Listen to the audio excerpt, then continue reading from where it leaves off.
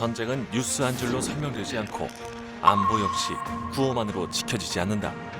대한민국을 대표하는 군사 전문 기자로 늘 현장을 향해 있던 국회의원 유용원의 시선은 지금도 현장에 있다. 저는 폴란드의 국경도시 도로스크에 있습니다. 우크라이나로 향하는 열차 안에 와 있는데요. 제가 다시 우크라이나를 가는 이유는 정치적인 이유로 보내지 못하고 있는 현실 속에서 저라도 우크라이나에 가서 이러한 전쟁 교훈을 얻기 위해서 다시 키우를 향하기로 했습니다. 기자의 시선으로 기록해온 안보의 현실과 과제를 이제는 국회의원으로서 풀어가고 있다.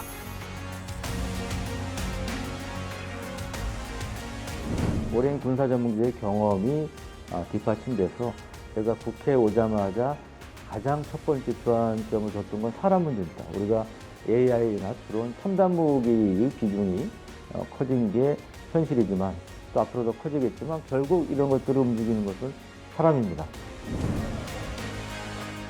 전장을 기록하며 쌓아온 질문은 국회에서도 달라지지 않았다. 무기는 끊임없이 진화하지만 결국 그것을 움직이고 나라를 지키는 것은 사람이다. 그래서 그의 의정활동은 사람을 지키는 안보, 사람을 위한 정치로 이어진다. 현장에서 시작돼 국회로 이어지는 안보의 길 위에서 국회의원 유용원을 만난다.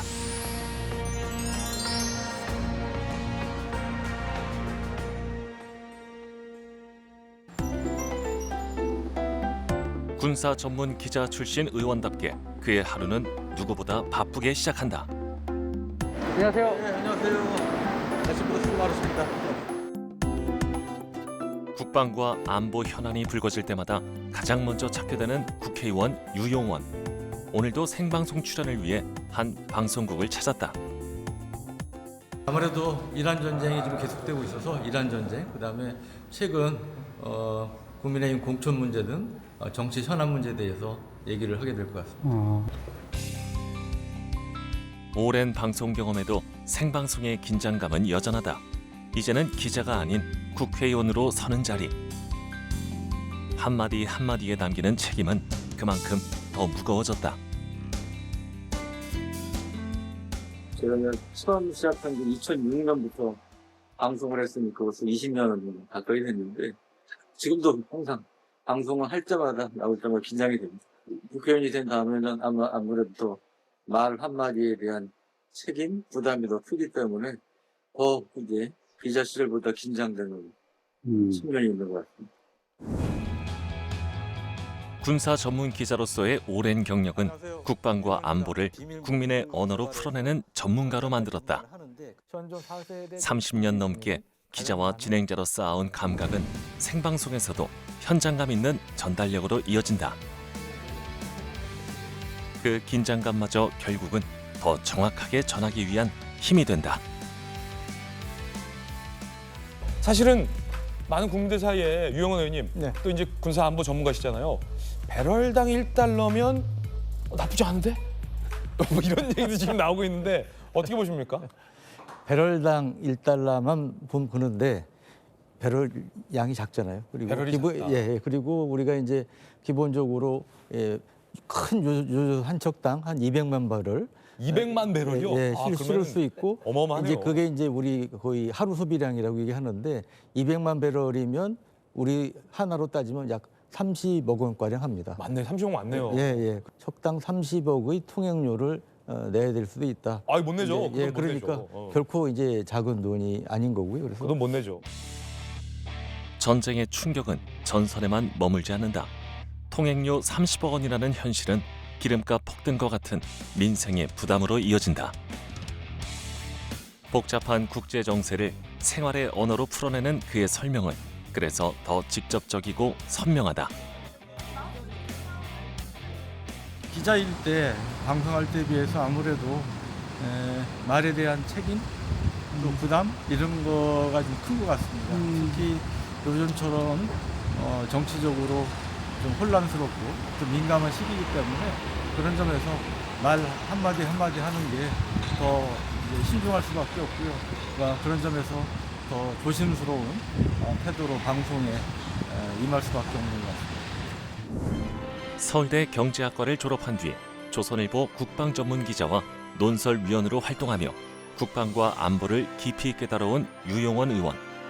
육해공군 정책자문위원으로도 활동하며 군 정책에 대한 전문성을 쌓아왔고 이제는 국회 국방위원회에서 그 경험을 의정 활동으로 이어가고 있다.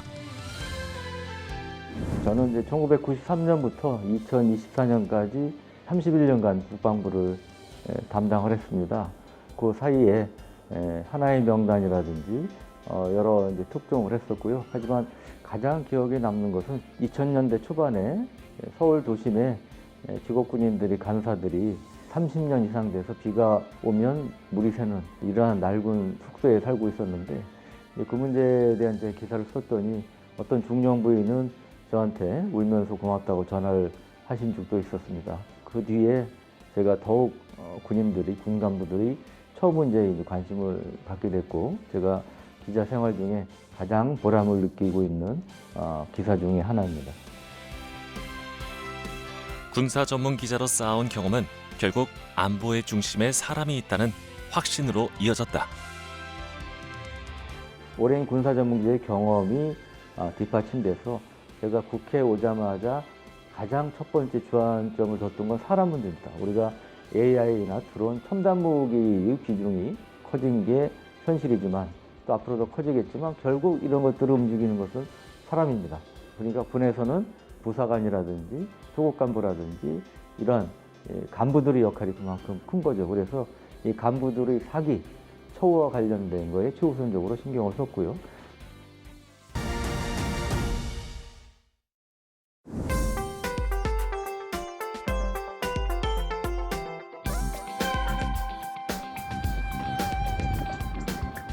AI가 전쟁의 양상을 바꾸는 지금 미국과 이란의 충돌과 우크라이나 전쟁을 통해 미래 전장의 변화와 국방 AI가 나아갈 방향을 짚어보는 토론회가 열렸다. 미국이 이란의 주요 거점을 정밀 타격할 수 있었던 배경엔 인공지능의 역할이 있었다는 분석이 나옵니다. 최근 전쟁의 양상은 AI가 단순한 보조 수단을 넘어 전장의 속도와 정밀성을 좌우하는 핵심 전력임을 보여주고 있다. 그만큼 전쟁의 방식도 달라지고 있는 것이다. 제가 우크라이나도 2번 가봤는데 보니까 AI를 활용해서 타격 시간, 지휘결심 시간이 100분의 1 이하로 줄었다고 그러더라고요, 실제로. 그래서 그런 사례를 보면서 역시 중요하구나 그런 생각을 했고요. 우크라이나에서 그가 확인한 변화는 분명했다. AI는 전투의 속도를 바꾸고 지휘 체계의 판단마저 흔들고 있었다. 불과 얼마 전까지만 해도 미래 전장이라 불리던 모습은 이미 현실이 되어 있었다. 최근 이란 전쟁에서도 하루에 1000여 개의 표적을 타격하는 데는 AI 전장 분석 체계가 영향을 끼쳤고 그게 제가 알기로 메이븐 스마트 시스템으로 알고 있는데 이게 우크라이나전에도 사실은 팔란티어라든지 또 밀테사가 참여해서 개발해서 토론회에서 확인된 현실은 분명했다. AI 전쟁의 시대. 우리 군은 더 이상 준비를 늦출 수 없다. 핵심은 단순한 기술 도입을 넘어 그 변화를 감당할 법과 제도를 함께 세우는 일이다. 미래 전장을 대비하는 일은 이제 선택이 아닌 과제가 됐다. 이란 전쟁과 우크라이나 전쟁 등을 통해서 국방 AI 중요성이 다시금 부각이 되고 있는데 오늘 세미나를 통해서 우리 한국군도 혁신을 이루려면 국방 AI를 좀 더 적극적으로 체계적으로 발전시키게 하고 또 국회에서 법적인 뒷받침도 중요하다는 것을 느끼게 됐습니다. 제가 이제 여당 의원과 함께 국방 AI 기본법을 공동 발의를 했는데요. 조속한 통과를 위해서 노력할 것이고 그 외에도 다른 제도적인 보완책이나 법령 보완책 등을 추가로 추진하려고 합니다. AI가 바꾸는 전장의 현실을 확인한 뒤 이제 시선은 그 변화를 감당해야 할 우리 군의 현실로 향한다. 전쟁의 양상은 달라지고 있지만 결국 안보를 떠받치는 것은 사람과 조직이다. 특히 해병대처럼 여건이 열악할수록 제도적 보완이 절실하다. 안보에는 여유가 없다고 하는데 특히 해병대에는 여유가 없습니다. 그런 차원에서 함께 아까 우리 백 의원님도 어제 법안회의에서 해병대 사법체제 등과 관련된 법안이 통과된 말씀을 드렸는데 이번 세미나는 해병대의 전력 강화를 넘어 국가전략기동부대로서의 역할과 앞으로의 과제를 함께 짚어보기 위해 마련됐다. 그리고 그 논의는 곧 현장의 현실로 이어졌다. 제가 작년 국감 때 여평도의 구수 문제를 제기했더니 많은 분들이 관심을 가지고 오셔서 제가 해병대 서북도서 중에 제일 열악한 섬이 어딘지 좀 저한테 알려달라고 부탁을 했더니 우도를 추천해 주더라고요. 우도를 지난 1월 말에 제가 갔다 왔습니다. 문제의식은 현장에서 더 분명해진다. 지난 1월 유용원 의원은 서북도서 방위사령부 가운데 가장 열악한 곳으로 꼽히는 우도를 직접 찾았다. 현장을 확인한다는 것은 해병대가 처한 현실을 눈으로 마주하는 일이었고 그만큼 앞으로 필요한 전력 보강의 방향도 더 분명하게 보여주고 있었다. 또 우리 한국군의 발전 방향 중에 하나는 이제 멀티, 무인 복합 체계인데 저는 해병대야말로 타군에 비해서 가장 먼저 이 드론 멀티 체계를 도입해야 되는 부대가 아닌가 생각합니다. 세미나는 해병대의 현실을 진단하는 데 머물지 않았다. 미래 전장에 대응할 새로운 전력을 구상하고 무인 복합 체계의 도입과 발전 방향까지 함께 모색하는 자리였다. 해병대의 내일을 향한 문제의식과 의지는 힘찬 구호와 함께 각인됐다. 해병대 화이팅! 화이팅! 그 외형상 보면 뭐 한국 군사력이 세계 5위다 이런 평가도 있지만 이제 우리 군이 어려움을 겪고 있는 것 중에 하나가 무기 체계의 획득, 무기 도입하는 속도와 관련된 건데요. 현대전은 AI를 비롯해 소프트웨어 역할이 굉장히 중요하고 소프트웨어는 몇 년이 아닌 몇 달 단위로 업그레이드가 됩니다. 바뀌는데 우리 기존의 무기 획득 법안은 길면 한 도입하는 10년 이상이 걸리기 때문에 너무 늦고 그래서 이제 그런 점에서 그런 것들을 개선하기 위한 이제 법안도 발의를 하는 등 노력을 하고 있습니다. 빠르게 바뀌는 전장의 현실 앞에서 유용원 의원이 최근 주목하고 있는 법안은 무엇일까?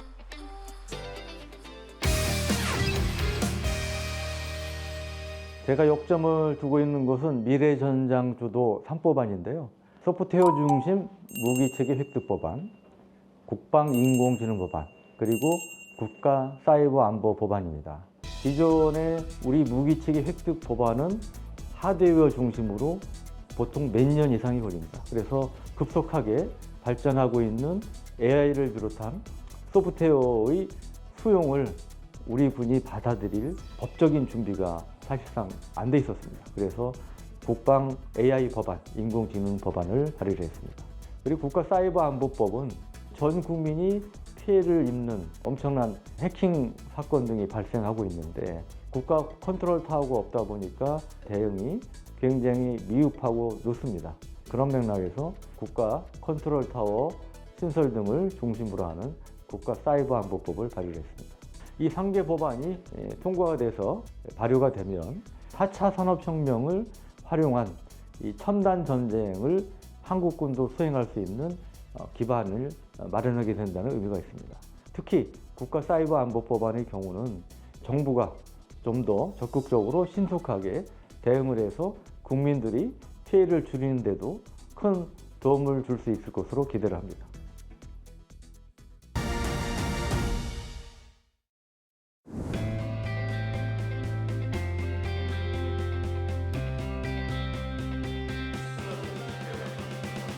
세계 안보 질서가 빠르게 재편되는 지금 방위 산업은 단순한 무기 생산을 넘어 국가 전략과 안보 역량을 가늠하는 핵심 분야로 떠오르고 있다.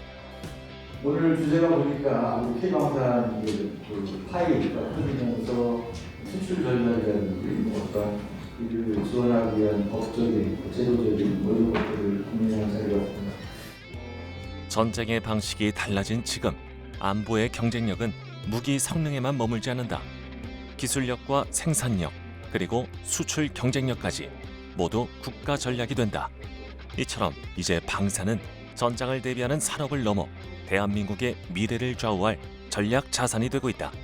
아시다시피 폴란드가 정말 K방산을 도약시키는 그런 결정적인 역할을 했는데 우리한테 열려있는 기회창은 앞으로 한 2, 3년 정도에 불과하다는 생각을 많이 합니다. 그리고 우크라이나도 가보니까 드론이라든지 이런 부분에 있어서 우리하고 협업할 수 있는 그런 요소가 많은 것 같습니다. K방산의 경쟁력과 미래 비전은 현장에서 확인된다. 유용원 의원은 여러 방산업체를 직접 찾아가 기술 개발과 생산 현장을 점검하고 경쟁력 강화를 위한 지원 방안을 모색한다. 우리 K방산이 좀 뜨고 있는데 여기에는 크게 이제 두어 가지 요소가 있습니다. 하나는 가성비, 가격 대비 성능이 우수하다. 예를 들면 전차의 경우 독일 레오파르드 2 전차가 세계 탑인데 K2 전차도 그에 못지 성능도 우수하고요. 가격은 레오파르드 2 전차가 K2 전차의 2배에서 3배 가량 됩니다. 그런 점에서 우리가 이제 가성비가 있다. 두 번째는 우리가 세계에서 제일 잘하는 게 뭡니까? 빨리빨리죠. 빨리 신속하게 무기를 갖다 준다. 그 대표적인 사례가 이제 폴란드고요. 그래서 폴란드가 K방산에 그야말로 대박이 터졌는데 폴란드에서 그런 이제 성공을 하게 된 이제 배경 중에 하나입니다. K방산의 성장을 국가가 얼마나 뒷받침하고 있는지 또 그 경쟁력을 안보 역량으로 연결하려면 어떤 전략과 정책이 필요한지 그 답을 찾기 위한 논의는 대한민국 안보의 미래를 다시 설계하는 출발점이 된다. 특히 군사 전문기자 출신인 유용원 의원에게 방산은 단순한 산업 정책의 문제가 아니다. 50% 정도 목표로 한다고 그러셨는데 만약에 그 정도를 목표가 실현되기 위해선 대략 어느 정도의 정부 지원이 필요할지 뭐 어느 분께서 좀 답변해 주실 수 있을지 모르겠는데 대략 뭐 몇 조 정도가 필요할 걸로 본다든지 이렇게 좀 말씀해 줄 분 혹시 계신가요?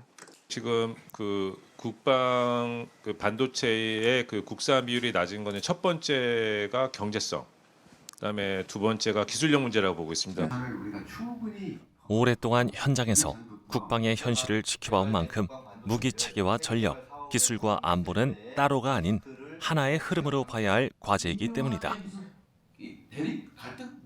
국방 반도체가 우리 안보에 정말 중요하다, 필수적인 존재라는 것을 우리 공청회 증인들을 통해서 잘 알 수가 있었고요. 수입 의존도가 98.9%에 달한다는 사실에 놀랐습니다. 이번 국방 반도체 법을 통해서 우리 안보 생존에 중요한 국방 반도체를 제대로 개발하고 확보할 수 있는 이러한 출발점이 되기를 기대합니다.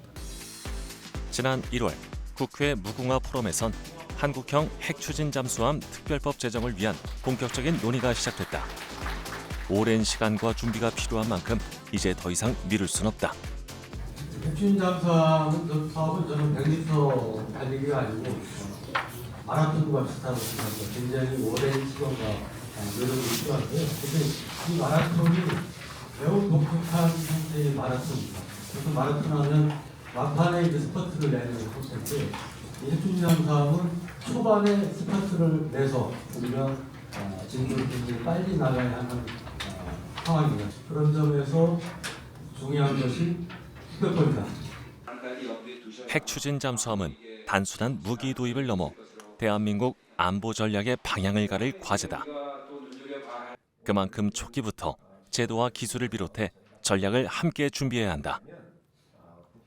우리가 아시다시피 해상 교통로의 의존도가 높습니다. 최근에 이란 전쟁에서 호르무즈 봉쇄로 인한 우리 경제 타격이 매우 큰데 말라카 해협이라든지 대만 오른쪽에 바시해협이라든지 이런 해상 교통로를 통해서 우리 원유라든지 이런 자원의 90% 이상을 수입을 하고 있는데요. 해상교통은 결국 우리 사활이 걸려 있는 문제입니다. 우리 결국 안보와 직결되는 거고요. 그런 맥락에서도 핵잠수함의 역할을 바라볼 필요가 있다고 봅니다. 오랜 시간 국방과 안보의 현장을 지켜봐온 국회의원 유용원에게 핵 추진 잠수함의 의미는 명확하다. 그것은 대한민국의 해상 교통로를 지키고 에너지와 무역 그리고 안보를 함께 떠받치는 미래 해양 산업의 핵심 자산이기 때문이다. 핵잠수함! 강한 안보는 강한 군만으로는 완성되지 않는다. 기술과 산업, 미래를 보는 정책이 함께할 때 가능하다. 그가 현장을 찾는 이유도 여기에 있다. 중동형 게이트 전차 KTM의 최초 출하를 진심으로 축하드립니다. 캐치프레이즈를 오직 안보를 정했습니다. 그런 맥락에서 제가 이제 발의한 법안 중에 하나가 아시다시피 그동안 방산업체는 독자적인 방산 물자. 중동형 K2 전차의 수출은 K방산의 기술력과 경쟁력을 세계 무대에서 다시 한번 입증한 성과다. 먼저 K2 전차 부대가 모집됐습니다. 거친 지형도 버티는 K2 전차. 안정성을 높입니다. K2 전차는 야지의 경사면에서 전복될 위험이 없습니다. 사막과 고온 환경까지 반영한 맞춤형 전차 개발은 K방산이 세계 시장에서 주목받는 미래 산업이자 대한민국 안보와 성장의 새로운 동력임을 보여준다.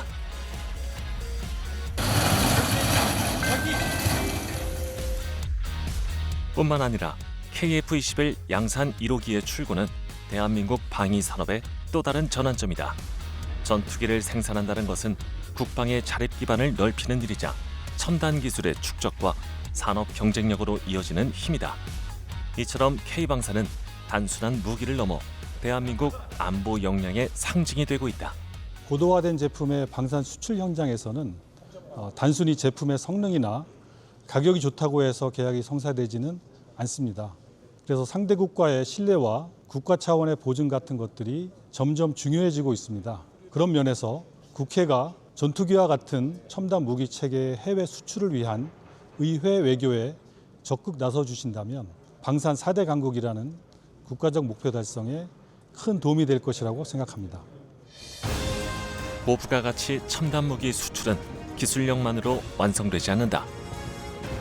국가의 신뢰와 보증, 그리고 외교적 지원이 함께 뒷받침되어야 한다. 이처럼 K방산이 한 단계 더 도약하기 위해서는 국회의 제도적 지원이 더욱 중요해지고 있다. K방산이 주목을 받고 있는데요.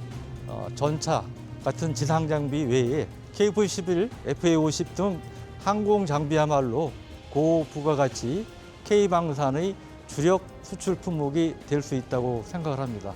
그런 점에서 국방위 등에서도 관심을 가져야 하고 저도 그런 차원에서 K방산 항공 국산 무기체의 수출을 지원하기 위해서 국회에서 법안이나 제도 등의 적극적인 지원책을 강구하도록 노력하겠습니다. 전장의 변화는 빨라지고 전쟁의 방식도 낯설 만큼 달라지고 있다. 하지만 그 거대한 변화 앞에서도 유영원 의원이 끝까지 놓지 않은 것은 현장이다. 직접 보고, 듣고, 묻고 그곳에서 얻은 질문을 다시 국회로 가져오는 일. 미래의 전장을 준비하는 그의 의정 활동은 오늘도 현장에서 시작해 국회의 답으로 이어지고 있다. 저는 정치가 국민을 행복하게 해주기 위해서 최대한 노력하는 것이라고 생각합니다.